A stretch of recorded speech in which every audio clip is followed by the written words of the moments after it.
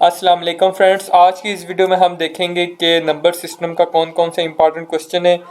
Question number 1 ये है कि what is the output of the following. तो प्रिंट हमने करना है। एक हमने प्रीवियस लेक्चर में डिस्कस किया हुआ था मैक्सिमम फंक्शन, उसमें हमने वैल्यू पास कराई हुई थी और कौन सा मैक्सिमम होगा वो हमें आउटपुट दिया जाता था। तो इसमें करेक्ट जो आंसर है वो आपने बताना है। फिर क्वेश्चन नंबर 2 है which one of the following is complex number. Complex number कौन से होते हैं वो आपने बताना है कि ए या बी या सी ऑप्शन।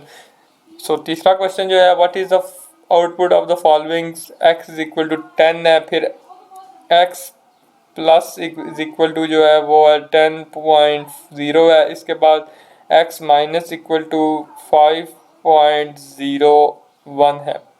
कौन सा करेक्ट ऑप्शन है वो आपने बताना है। Thank you. If you like this video, subscribe to my channel for more educational content. Don't forget to subscribe, like, and comment to enjoy the video.